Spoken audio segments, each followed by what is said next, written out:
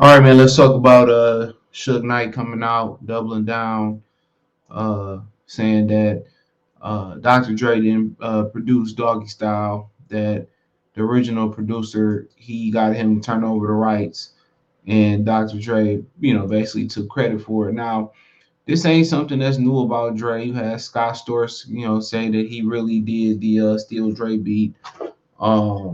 I remember back in the day, we used to talk about it, in circles. They said that Jazzy Faye was producing beats and sending them to Dr. Dre, and Dre was using Jazzy Faye's beats. So that ain't nothing new. Remember the story about Eminem, and remember, I don't know how many people remember Kwame, the rapper. He was the dude that wore the polka dots and shit back in the '90s, and Vin Diesel was actually his cousin. And he said that he produced "It's on fire" for Lloyd Banks, and Eminem tried to take the full producer credit for it, and he was like, you know what? Uh, he was willing to take the beat back and not get the money, and they made it right. So it's a common practice it's a common practice in the music industry. Kendrick Lamar was part of a lawsuit that stole the song "Loyalty, Loyalty, Loyalty." So it's very, very common where somebody, that's what Hollywood is about. Some people don't believe George Lucas, Star Wars was George Lucas's idea. So, the Matrix, what I'm saying? Lady got cast out for her idea on the Matrix. So, Hollywood is very, right now, they're really not original. The remake is the new original right now. And, with all these lawsuits coming in from, stealing people's shit, you think they'd tap into, guys who got new ideas, but, you got to kind of get blessed in Hollywood, if you catch my drift, to really get in there.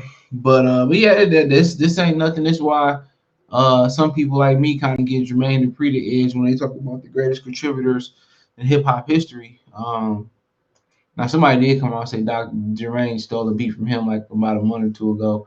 But Suge Knight doubles down on claiming Dr. Dre didn't produce Snoop Dogg's Doggy Style. Suge has doubled down on controversial claim that Dr. Dre wasn't the mastermind producer behind Snoop Dogg's groundbreaking Doggy Style, which is probably one of the five best rap albums of all time.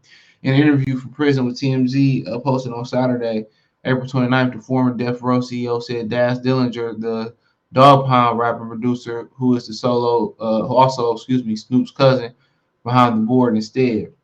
He said, "What's so great about Dash is this guy I went to and said we got to finish the album." Suge told the publication he did the whole, he did everything on Doggy Style by himself. The whole album was done.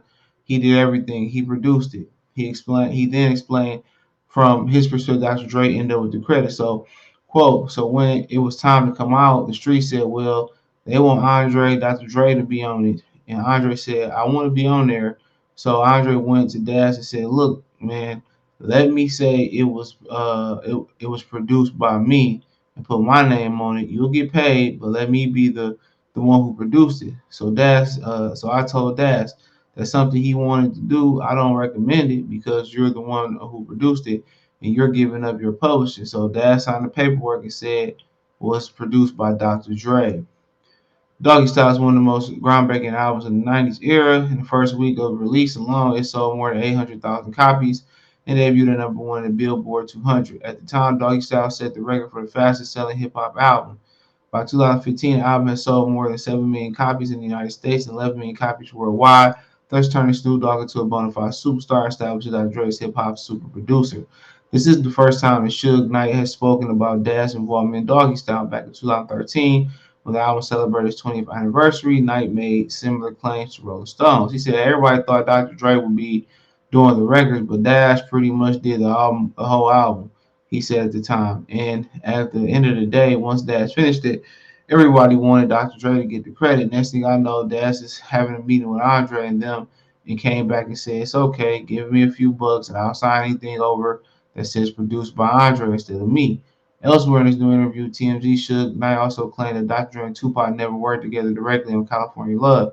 Pac and Dre was never in the studio together. He said they wasn't in the studio doing California Love. They hated each other. That's simple. So I speak on that too. But it ain't hard to believe, man. Daz did a lot of work with Tupac, a lot of great work with Tupac.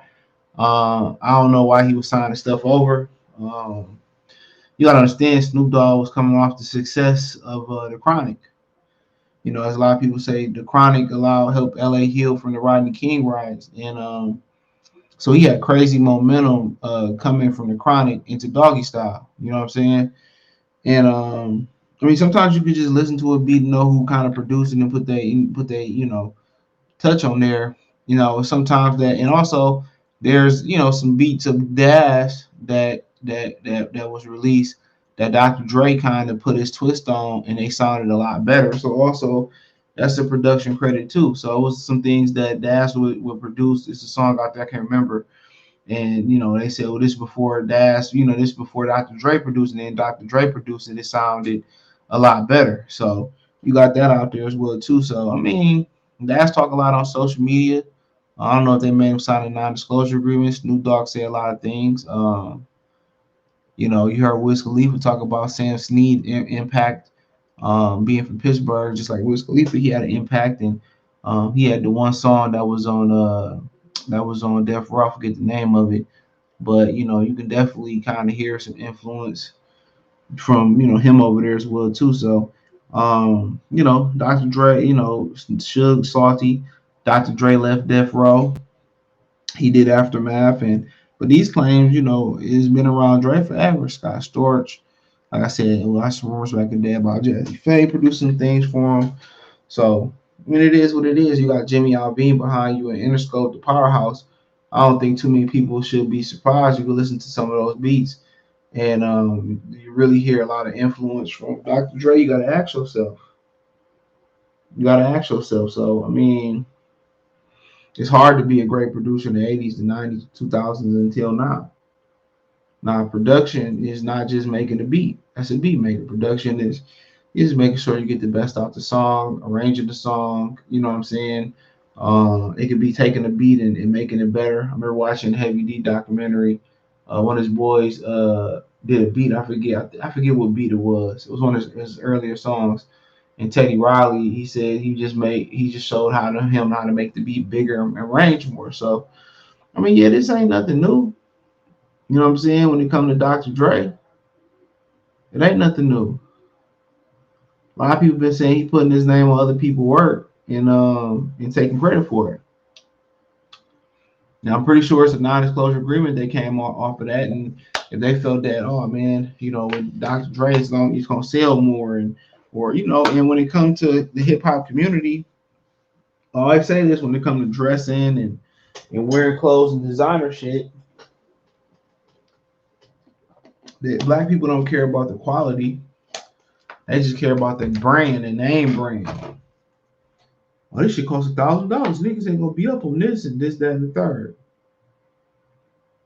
But can I believe it to be true? Absolutely. Absolutely. Absolutely. Absolutely. But I mean, it is what it is. It is what it is.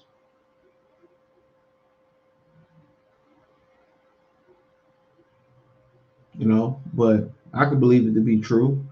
And a lot of people know it probably is true. But I mean, you talking about some shit, 30, 40 years later.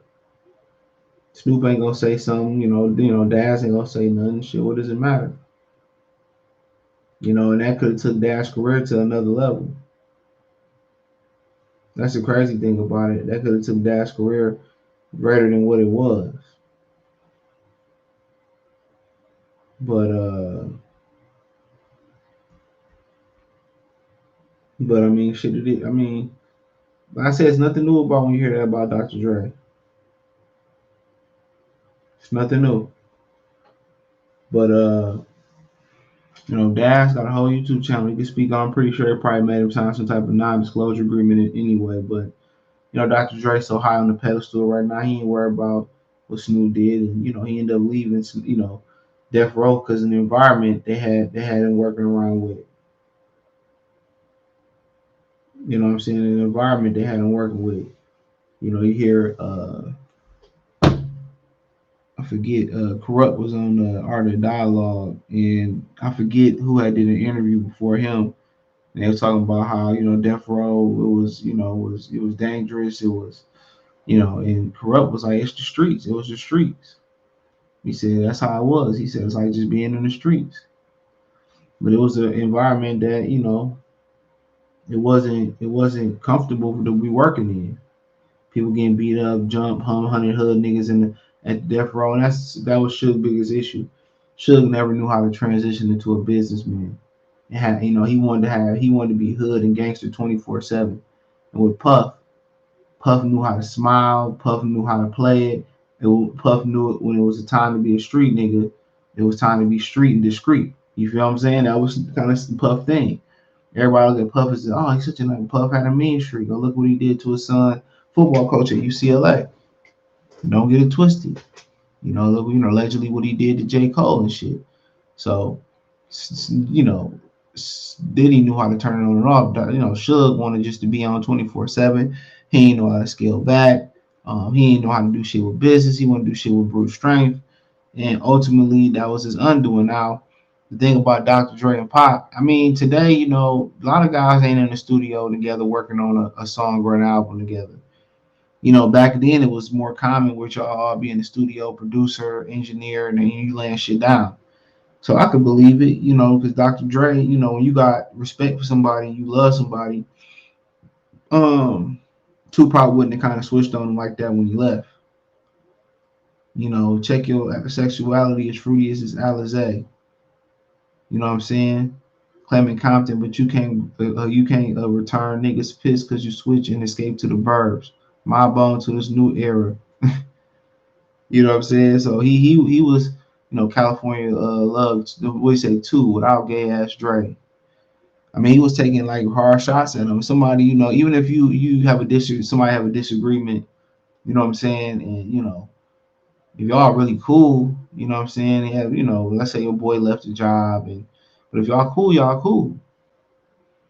He going to do some shit that straight violate you, but it is what it is. Pac and Snoop wasn't on good terms. But what happened to Pac?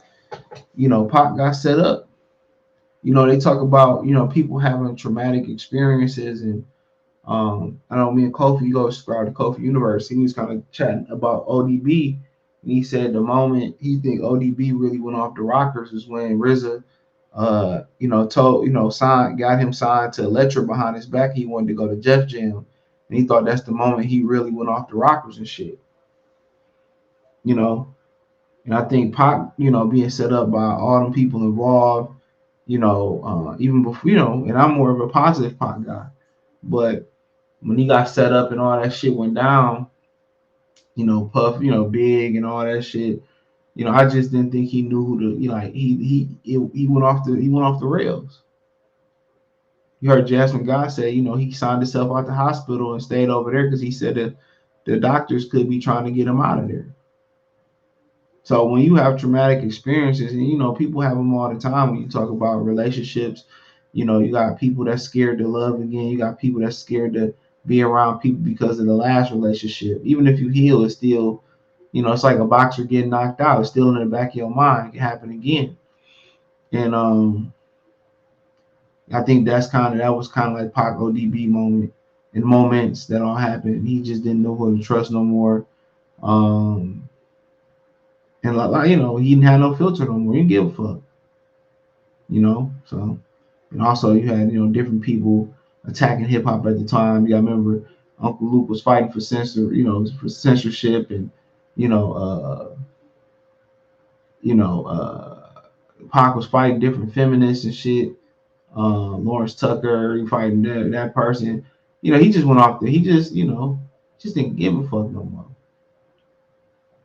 Even went off on Nas. Nas gave him a pass. Snoop said